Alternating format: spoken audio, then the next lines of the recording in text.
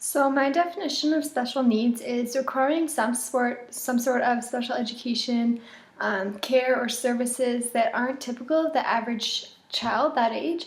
The term special needs can sometimes be looked at in a negative viewpoint and, about like what a child can't do, but I like to look at it in a positive way and see the strengths that are accompanied with these children. I like the term exceptional students because it refers to children with both learning or behavior problems, children with physical disabilities, sensory impairments, children who are intellectually gifted or have a special talent. So it includes children who experience difficulties in learning as well as those whose performance is superior and modifications need to be made so they can fulfill their potential. My definition of inclusion is placing students with special needs in general education classrooms and giving them the appropriate support that they need. So basically all students are included in the classroom and no one is segregated from one another. In my opinion, regardless of the type of special needs or delays that a child has, it's important to keep in mind that all children can learn and should be allowed to participate in the daily activities to the best of their own capabilities. In my practicum, I was in a grade 3 classroom and I was able to see a variety of different learners, both special needs and not. And for the first time, I was able to work more closely with these students because I hadn't had really any experience at all before that. So one of the challenges I found, or things to take into consideration, was making accommodations or modifications in my lesson plans, and even things that were so simple or seemed so insignificant at the time, like, for example, making words bigger or spacing the questions out more on a worksheet. These seem so small at the time, but they make an immense impact for the students who need them to succeed.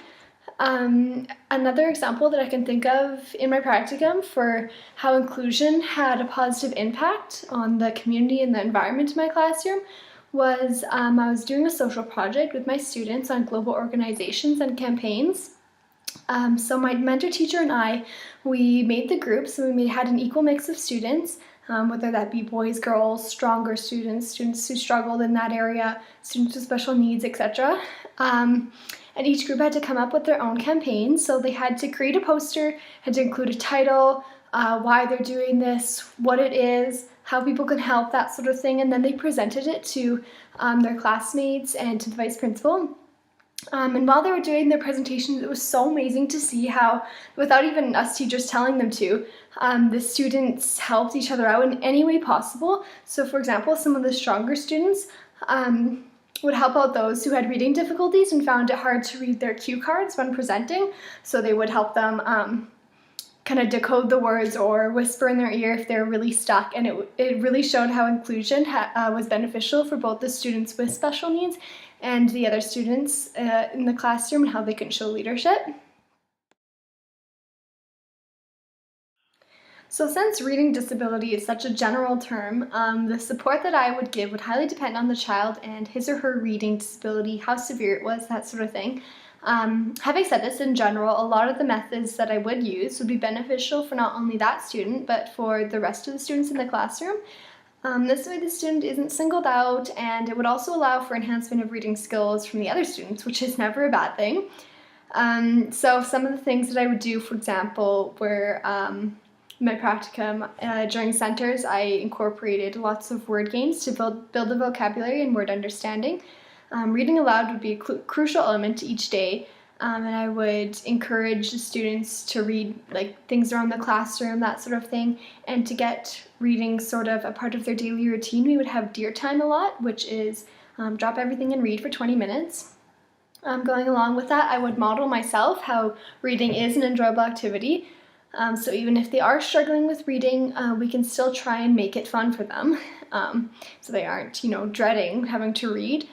In my practicum, one of the ways that I would help students remember, or with reading comprehension, what was going on, I would have them explain out loud or discuss and apply the information that they have read. So in other words, I would have them teach me the things that they have learned from what they read. So even, for example, I'd have them act out the characters to kind of put it to life. Also, most classrooms are increasingly getting assistive technology, so it may be beneficial for the student to listen to the books or use assistive technology like screen readers, that sort of thing. Also, engaging children's senses while learning is another method that I used in my practicum, so allowing them to see, touch, hear, and act out the words. For example, the children, may read the letter, they may say the letter name, then shape it out of clay, then draw it, then maybe make the letter out of their bodies. And it may not work with every student, but with the students I did do it with, it was very beneficial. Some other methods that I used in my practicum and that my mentor teacher used were presenting the information in a careful manner, and so for more simple to complex, and breaking it down into manageable parts for them, so they don't have a huge piece of text that they have to read and it's just too overwhelming. Also, having different strategies for them to use and asking the students what strategies were successful for them, as they will probably know better themselves. So making sure that the intervention strategies do match the learner's profile and their strengths. So once again, this is very case-based, and it would highly depend on the parents. So for example, some parents, after you getting to know them, you find that they want the information very straight and direct, no fluff, that sort of thing. Others do not. But in general, to avoid any unnecessary problems, I would be fully prepared for the meeting with the students' parents. I would start the conversation by letting the parents know that their child is a pleasure to have in class, and kind of state some of the talents that they have, some of the successes that I have found, and then I would provide some information on ADHD in general. And then after this, get some specific examples of behaviors that might indicate that the child has ADHD. These examples would be highly specific, so both observational or concrete examples. Even the observational ones, though, they'd be written down. It's not just off memory, so there is something physical that they can see. Also, I would have multiple examples in different settings. So for example, structured versus non-structured environments. And I would let the parents know that I would want to work with them to come up with a plan that is best for their child. It is also extremely important to leave any frustrations at the door. It takes a true professional to love each student individually, so I'd make sure that I would not be reiterating any negative behavior about the child, because overall I want to create an environment of helping the child, not criticizing them. Also, I would enforce keeping communication with the parents, being honest with them, showing an understanding of their family's concerns, and putting an emphasis on the solutions, not the causes. So for example, using constructive language when talking about the child, and not presenting him or her as a problem. For instance, saying something like, he or she does better when sitting at the back of the classroom versus, oh, he or she does not listen to me, is always wandering to the back of the classroom and I don't know what to do. So just making sure you're careful with your wording. And after I had told them what I had noticed, and they would like to know more, I would suggest speaking with a psychologist and having a professional evaluate the child. And I would put an emphasis on the fact that I'm ultimately there to help their child, and find solutions and methods that work best for them, and not there to harm their child in any way, and just being there for the parents as well. The academic accommodations for students would again depend on the student in particular, but I'd make sure that they're still all-inclusive in the classroom. I wouldn't want anyone to stand out in a negative fashion just because of accommodations. I'd make sure to create an environment of acceptance and inclusion. So for each subject or lesson, there would be a variety of instructional accommodations. So for example, the way that the teaching is presented, environmental accommodations, so for example, seating, cues, routines, that sort of thing. Assessment accommodations, so including the use of technology. And all these accommodations, they may vary, but they would be applied. I believe alterations in the way that the task is presented allow the children with learning disabilities to complete the same assignments as other students and again be included in the normal process of the day. So some examples of accommodations that I would do for presenting the material, I could do like orally written instructions, providing larger print for some students, reducing the number of things on a page, so making the spacing bigger. For the students' responses back to me, allowing for verbal responses or recording the responses on a tape, written responses, or using a computer. Timing is also a big thing, so allowing frequent breaks, extending the allotted time on a test or assignment or activity, and also the setting, so providing certain seating,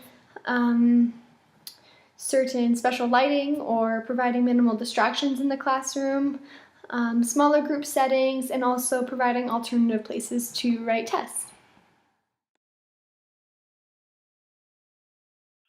So in order to start the interview off on a positive note, I would state some of the strengths that I see in their child and reinforce that my job as a teacher is to focus on every child and every student in the class. I'm there for everyone and I want to provide the best for their child. I would, however, listen to their concerns and take them very seriously, so I wouldn't just get offended and start defending myself right away. I would then ask if there are any certain areas at which the parents feel that the student is lacking support in. So for example, if they said math, I would pull out some specific examples of the student's work and see if I notice the same results. If so, then we can work together to find different methods or strategies to give the student support, and I would establish an effective communication system with the parents to ensure that the methods are working. If the parent, however, does not say anything specific, but still states that their child is lacking support, I would state my teaching strategies and why I spend a certain amount of time with special needs students and a certain amount of time with other students in the classroom, and how I try and integrate these together. This then would lead to my explanation of why I feel that inclusion in the classroom is beneficial for both the students with special needs and the regular students in the classroom, like the child whom we are talking about. I believe that it's important for children to learn the social skills needed for when they go out into the world, so integrating with all different sorts of people, and it gives the students with special needs a chance to feel accepted or part of the regular routine and belonging in the classroom. And then it also, on the other hand, gives the regular student, like whom we're talking about, a chance to be leaders in the classroom, like for example the social project that I talked about. In my practicum, I've seen that everyone learns differently, whether they're labeled as special needs or not, and everyone deserves a certain amount of support, which is why I would take this concern very seriously and make sure that the student is getting the full support that they need. And I believe that the extra support and differentiated instruction that I give because of the special needs students in my classroom actually helps all the students in general, not just the special needs students.